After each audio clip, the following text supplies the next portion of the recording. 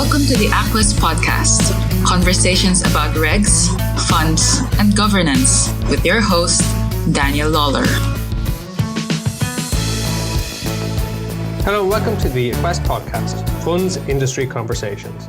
For this episode, I'm delighted to be joined by Brian Walsh, who's the CEO of Reitigh Software. Now, just to give you some context around this podcast, last week we published our 2020 predictions, and in that document, we set out what we thought were likely to be the key issues for the industry into 2020 and beyond. It's available now to download from aquest.ie/2020 predictions, so go there and you can get your own free copy. As part of our 2020 predictions, we invited any of our readers to come back to us and challenge us on what we had thought would be happening 2020 and beyond. All in the spirit of doing better, which is the key message from the 2020 predictions. So if you are also interested in coming forward and challenging us, we'd love to hear from you. But the first person who has done that is Brian Walsh, as I said, CEO of Reitigh. He wanted to challenge us on what we thought would happen in the tech space. So I'm delighted to have Brian, and I look forward to other challengers coming forward during the course of the next week or two. But Brian, let's start by an introduction, and then you can tell us where you think the challenges are in our 2020 predictions on technology. Very good, Danny. Thanks. It's good to be here today. My name is Brian Walsh, and I'm the CEO of Reitigh Software.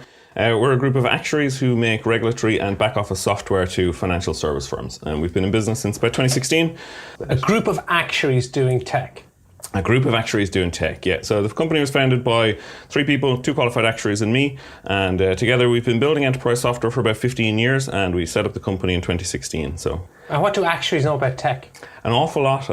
You get out and you go into these companies and they've got quagmires of data and quagmires of calculations, and actuaries and other financial service professionals making spreadsheets. And so we come along and kind of sit in the middle between IT and business users, and we help translate business requirements and IT skills and kind of combine everything together in a logical way. So tech software solutions good, spreadsheets bad. Pretty much, it's very succinct. Okay, well, I want to just take a little bit through what we did say in our predictions on the technology piece. Very good. And put me on the right track. I think we've said pretty much what everyone else is saying, or not what everyone else is saying, but what an awful lot of people are saying. Saying that, you're putting out buzzwords around big data and cloud, and you're saying that, companies are going to be left behind if they don't move to big data and they don't move into cloud solutions. So what we said was middle and back office activities will demand technology that can drive efficient financial services operations, big data reporting, and of course the cloud. So let's start there, right? So big data, right? Very, very few financial service companies have big data. What is big data? So big data is typically defined in terms of the 3 V's. You've got velocity, you've got volume, and you've got variety. So do you have enormous quantities of data? Are you getting it in real time coming in, that you're getting feeds from weather predictions and whatever else that you're using to drive decisions? Or are you getting a variety of data? Are you getting text data, you're getting images, you're getting videos, you're getting voice calls, all this kind of stuff? The vast majority of financial service companies do not have big data. Who has big data? So Facebook would have big Amazon. data. Google, Amazon these kind of big guys. data, where you're looking at people and they're going onto your website and you're tracking the mobile phone that they came on with and the location that they are and every single click, the amount of time that they spend on a particular section of the screen. So you're scrolling through Facebook. Facebook are logging. They're saying, Danny stopped on an ad for water polo for 10 seconds. And they're going to use that information to go and show you more ads for water polo. So the volume of data that those guys are receiving is exponentially bigger than the volume of data that any financial company will ever see. Okay, so financial services companies don't do big data. They don't. Maybe at the very extreme. So if you look at someone like Renaissance Technologies that is building trading algorithms based on weather patterns in Paris, maybe they have big data. But the vast majority of mancos, if you're a manco and you're just getting trade data. What about if you're a bank or an insurance company or a global brand? You're not getting anywhere near the quantity of data that would be classified as big data. So you're not, like the number of touch points, if you're a bank or an insurance company, the number of quantity data points that you're going to have on your customer interaction. So we do CX, or customer experience, for some of the insurance companies. Like, okay, if you're selling to telemarketing, let's say, you'll have information on the number of times that you've called the guy and what you talked about, and did he call back, did he take out a product. That number of touch points is tiny. Really, really small in comparison to what Facebook are doing. And using something like the term big data kind of gives a bit of a scary view of what's required. The reality is that if you're a financial service company, you can satisfy your data requirements with a normal relational database. Without getting too much into the tech part of it, just a normal standard database technology will be able to hold all of the data that that the vast majority of financial service firms have. And okay, it might help you sell more technology if you go in talking about big data and you say, I've got this fancy new thing, you've got lots of data, you need this big data solution, some Hadoop cluster that's going to parse your data. You generally don't need that. Financial service companies don't need it. It does help sell software. If you're a tech company selling, I think that's why they talk about those kind of things. And the people that are putting out that kind of material are vendors rather than people buying. Okay, so big data is obviously a term of art in the tech industry. So maybe a better term is a lot of data. Yeah, but they don't have a lot of data in terms of kind of social media companies or... No, but in absolute terms, they have quite a lot of data. You know, if you take all the interactions that they do have with their clients, the transactions that they enter into... Yeah, it's still a manageable amount of data by normal database technology. You don't need special solutions that are aimed at social media companies or people selling things on the internet.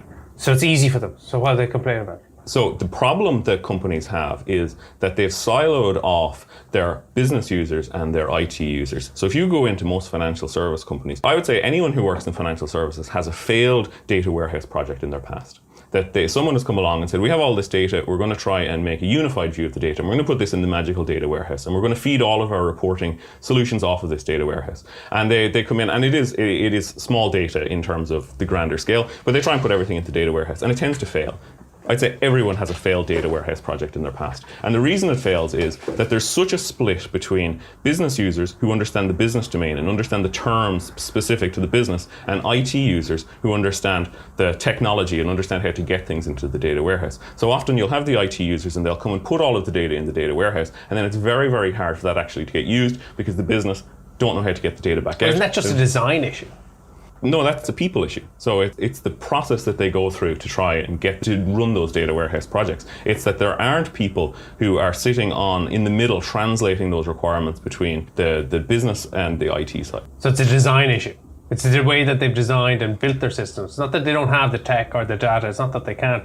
Yeah, okay. If you want to call that a design issue, they haven't done a very good job. Yeah, they haven't done a good job. I don't know if I term it that they haven't done a good job. They haven't had someone who sits there and translates the requirements and pushes it through both sides of the business. You've siloed the business into two separate areas, into an IT side and into a business side. So if I was going to make predictions on, rather than focusing on the technology and rather saying big data or the cloud, and we'll come and talk to the cloud in a minute, the big problem is the way that people run their financial services companies is, I have these business users and they understand the business and they're really good in the domain of whatever financial services we're doing. And we have these IT users, and these IT users are just a facilitator of the business. They're not the core of the business. So in terms of what innovation is required, I think the challenge is that software is eating the world, and software is going to take over all of the financial service companies. And are tech companies going to come in and take over doing what financial services companies do? So the question is more, are financial services companies going to become tech companies before tech companies become financial services companies? And the answer is? I think history has shown that it is hard for incumbents to take on new entrants like that. So what happens, so I think if you're looking at innovation, there's two distinct kinds of innovation. There's a great book called The Innovator's Dilemma, and it basically says there's two different kinds of innovation. There's sustaining innovation, where you're going to try and do better for your existing customers. You're going to try and make things, you're going to provide better service to the customers that you already have. And then there's disruptive innovation, where you're going to start off with something that's quite niche, that very few people do, and that is going to ultimately become the main way that business functions in the future. So if you look at, say, cameras on your phone. Cameras on your phone in the early 2000s were a really niche product. Very few people used them. They had lots of mistakes. They weren't very good. And the camera companies would turn around and say, we're not worried about cameras in phones. That's not a threat to us. Fast forward 10 years later, no one buys cameras anymore. Now the camera is a niche product that you have to be a very high-end user to do. That's what I would see in financial services as well. So software is going to take over all financial services tasks. And the question is, will tech companies become financial services companies, or financial services companies become tech companies? Exactly. So why haven't the tech companies moved in already? Why haven't they already taken over? They are. So if you look at Amazon, for example, Amazon has recently gone into health insurance, and in the US, so they signed a deal with Berkshire Hathaway and they signed a deal with JP Morgan to provide health insurance. And the way that they approached that problem was exactly the way a software company would approach the problem. So software companies have this idea of dog fooding. Dog fooding basically means you use your own software yourself, and you find issues by doing it yourself. So when Amazon wanted to get into the health insurance space, what they did was they provided health insurance for their own employees. Amazon have enough of a workforce that they said, we're going to find out the issues and kinks and how to provide health insurance by providing health insurance to our own people. And then when they figured out all those kinks, now they're rolling it out into the wider market. And go and get regulated and go through, have capital. And I think the main difference between the innovation that you see in kind of typical tech companies in social media or selling things online is that there's a really low barrier to entry to all of that kind of tech. That if you're a guy sitting on a college campus in Dublin somewhere now and you say, I want to start a social media company, you and your friends can get together and build it. And there's no barriers to entry at all. Your only barrier is, can I get people to log on? And what about financial services then? Where there's a huge barrier to entry. Yeah. And what that causes is a low disruption in the norm, that there's not that much disruption. When disruption happens, then that's going to be violent. That's going to be an extreme disruption because the complacency has come into the market. Because you don't have to innovate. You don't have these college kids that are 20 years old starting a manco. But that assumes that financial services at the moment are not tech savvy and are not innovating. Yeah, and you can see that in the way that so you're talking here about regulatory software and the regulatory reports. The best way to sell software to a financial services company is a regulatory issue that they have. So new regulation is coming out. The EU post-2008 is making an awful lot of regulation. If you want to sell software to a financial services company, there is budget to do regulatory software. That's the best way to get in. If you want to sell, that's the best way in. But when you go in and do that, you'll often hear, this is minimal compliance, this isn't finance transformation. And you can see from the way that they're approaching solving these problems that they're spending on a new issue that's come up and they want to just silo that problem off and solve that problem immediately without addressing the fundamental issues inside the business. What's the least I need to do to comply? Minimum compliance. I come across that all the time, and as a regulator, it's a flag. If I see somebody looking with that mindset, what's the minimum amount of people I need to employ? Immediately, you know, it's not the mindset that you want. So minimum compliance versus finance transformation is the big thing that you will see when they're buying new software. So financial services companies, other than doing the minimum because it's going to help them with a regulatory issue, are not engaging technology and are not innovative and dynamic. I think they are trying. So I think in some ways they are trying, whether or not they're focusing their efforts in the right place. Like most large financial services companies will have innovation hubs. But I don't think they're looking at the problem in the way that I kind of laid out, that you've got sustainable versus disruptive change that you can do. And where does that leave them then? So let's assume they can do some innovation, but they're not going to be as dynamic as one of the major tech companies, right?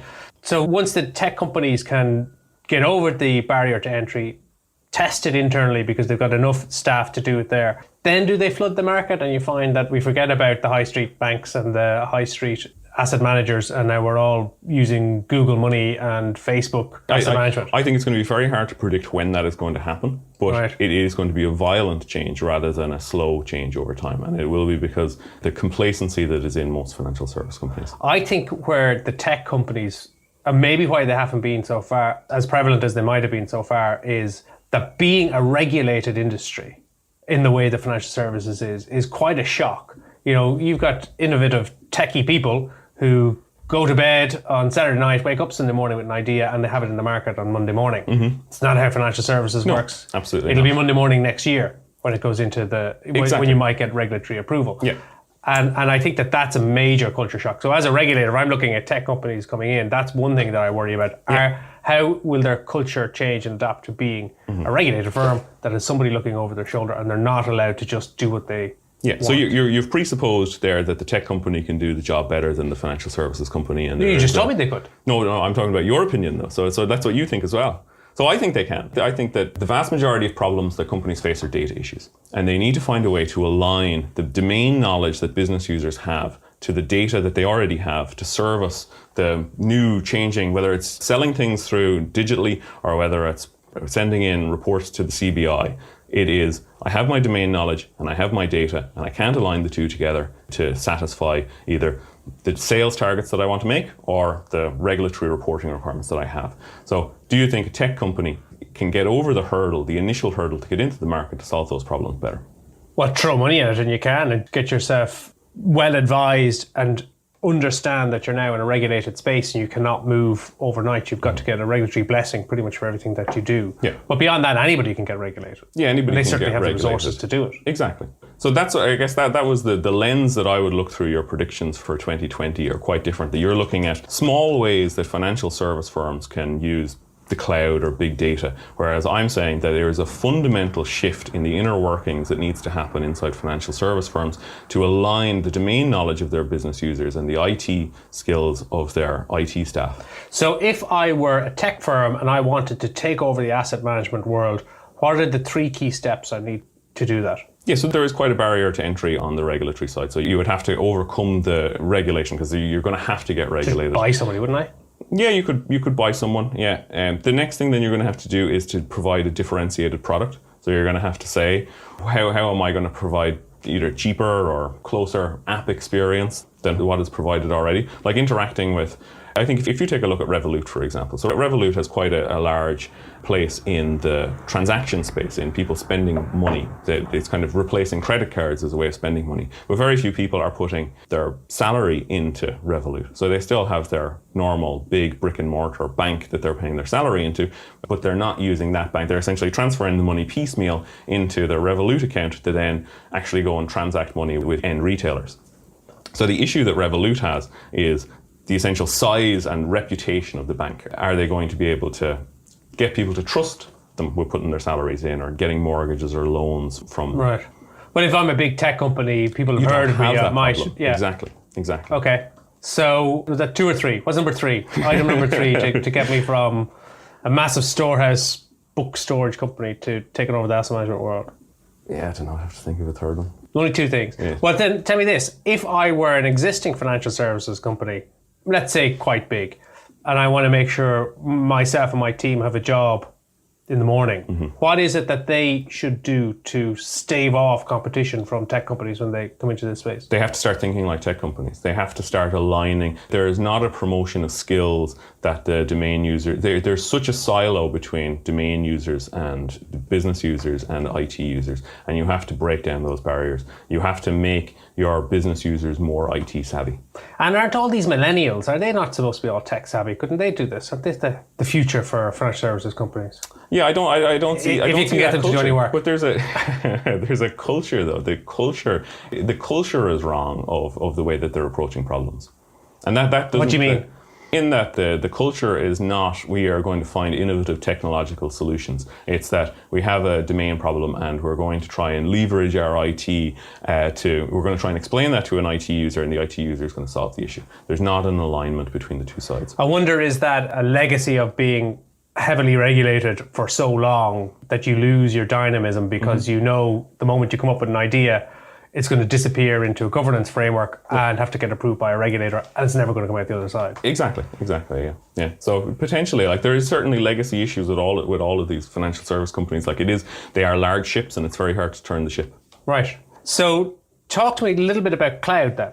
The main advantages that you would get or that are touted for using the cloud is that it's going to be quicker, it's going to be more innovative and quicker to spin up new machines and to launch new servers. So my understanding is that my options for storing my important data are a server in the basement that I own and control and can go down and look at, or a server that AWS or some other provider has in a desert somewhere that they control, but there's a small part of that has my data on it. That's basically it, yeah. You're not in a desert. They're just outside North Dublin as the Microsoft. That certainly gives them a more glamorous location. But anyway, so the reasons that are touted for moving to the cloud are either that it's going to be quicker or cheaper. They're the two reasons. But I think you need to look at the why. Why is it quicker or cheaper? And the reason that it's quicker or cheaper is not to do with some magic cloud technology. It's to do with the bureaucracy that you can get out of the way of your internal structures. So it may be cheaper to launch servers on the cloud than it is to have servers inside your own organization. But the reason that it is cheaper is often the fact that you can get around all the bureaucracy of doing the same thing internally. But there must be practicalities as well. Like, I mean, it doesn't take up office space. I don't have to buy hardware. You don't have to buy hardware, but you have to rent the hardware. So you're moving to a renting model. So in terms of... So it's governance really and not having to go through, but you must have to go through a committee to even start to use the cloud. Yeah, so that's the bureaucracy. It is cheaper in terms of I'm not paying for an internal project to go and set up new servers. So it's cheaper, okay, because you can get through the process quicker. You can get through the process, so exactly. Okay. So you've designed a new process at the time. But I think you would find largely so that vendors like selling cloud solutions for a number of reasons. number one, it is easier to administer if it is your cloud. Like, you do have more control over the environment. Providing support is easier because if you have an on-premise installation and someone rings up looking for support, you can't see the same screen that the person can see, whereas in the cloud you typically have pre-dev environment where you can log on and both of you can log into a test environment. You can talk to the user and they can both see the exact same screen, and you can help talk them through their problems easier. So from a vendor perspective, it is better. From the client perspective, I've often received a lot of pushback with financial services. So if it's so great, why would anyone push back? So there are a number of reasons. One is there is a feeling of loss of ownership of the data, and there's a risk associated with putting something into the cloud outside of my own IT estate. I think that is largely unfounded. Microsoft spend a large amount of money on security inside the cloud. So it seems like a very obvious problem that they must have a solution for. Yeah, but something that's in the internet that is accessible. If something is in the internet, it has to be accessible to everyone on the internet, whereas servers that are installed in your basement don't have to be accessible to the internet. You can firewall those off so that the internet can't get access to them. So there are security concerns. The bigger thing is more personal data concerns. If you talk to a financial services company and they're going to put only their own financial data in the cloud, I found that they are more accessible to doing that. That if it is just their financials, they'll do it, or more amenable to doing it. But oftentimes with the kind of regulatory returns that you're selling, it's either personal data. If you're producing letters to investors or policyholders, you have to have names and addresses. That becomes a GDPR issue. And there is also issues with the CBI outsourcing. So I think it was probably February last year was the first time that I saw legal writing going into contracts that we were signing with people that we were putting into the cloud, where they wanted to address CBI concerns over outsourcing. So if you install something on site and the user is accessing it through their browser, but it's installed in the basement, that's not outsourcing. Whereas if you install something in the cloud and the user is still accessing the exact same experience through their browser, but it's in the cloud, that would be considered outsourcing. And then you fall under the CBI's outsourcing. So with those concerns then, does that mean that financial services firms are not using the cloud? Some are. There's a varying degree of appetite towards using the cloud. Some financial services companies have very, very little to no data in the cloud. And then some are more amenable to it. And in 5 years' time, will everybody be in the cloud, or will this still be the position? I think everyone will definitely not be in the cloud in 5 years. I think that view of the benefits aren't strong enough to push them into the cloud. The cost savings are not enough to overcome the risk of putting data into the cloud. So to wrap up then, Brian, how would you take Section 10, the 2020 technology predictions, how would you present that through your view of the world? Yeah, so the lens that I look at the technology space on, I guess, if I was going to pick three things that I would say, technology takes the lead. I think that the title is bang on. Technology is going to take the lead. The first thing I'd say is don't focus on buzzwords. Things like big data, things like moving into the cloud. Don't look on technology as just a hammer that you're trying to solve your problems with. Look that you need to ingratiate technology into all aspects of your business and turn your company into a tech firm. Number two, I do think you're right about reporting. There is going to be more reporting, but the way of driving this is not to focus on now I have to do EMIR reporting, now I have to do STFR, now I have to do MIFR. Instead, say that I'm going to get a unified view of my data. I'm going to have a single entity model, and I'm going to build that in combination with both the business users and the IT users, that I'm going to have a proper single unified view of all the data inside my organization. And my data reporting requirements, as the EU keeps making more and more regulations, are just going to fall out of the end of that unified model. And I'm going to get buy-in from both sides of the business. And I'm going to get rid of the idea that there are two sides of the business. I'm just going to have my overall company who are business users who have domain knowledge and IT knowledge that are going to build this data model for me. And the third thing I would say is that is a culture change. I just effect that change through a culture change, that it is not a technology problem. You don't need to go and look for smart solutions, big data, blockchain, any of these kind of things. It is a culture inside your organization that you need to change. And you need to look that technology companies are going to come in and they're going to have this built in. They're going to have this idea that data controls everything inside the organization. And if you don't start making that change, if you don't start combining together domain knowledge and data knowledge together into just a unified view from the business, that you are going to end up losing to tech companies. Wow, very interesting. Thank you very much for that, Brian. We will take your feedback. We will add an addendum to our technology predictions, and we will rewrite that part of our 2020 predictions. That one sounds like, certainly when you talk about culture change, it's 2020 and beyond, but certainly something firms should be focusing on now with a view to having that right going into the future. So again, thank you very much, Brian. We shall reissue and rewrite that part of our 2020 predictions. We look forward to challenges from anybody else out there who would like to come and give us their views on the world of the financial services industry into 2020 and beyond. And if you would like to get your own copy of the Aquest 2020 predictions, please go to aquest.ie/2020 predictions. Let's wrap it up there. Thank you very much again, Brian. Thanks, Danny. You've been listening to the Aquest podcast. For information about our training and advisory programs or our academy, visit aquest.ie. For more resources on regs, funds, and governance, check out our YouTube channel, Daniel Lawler, RURQ.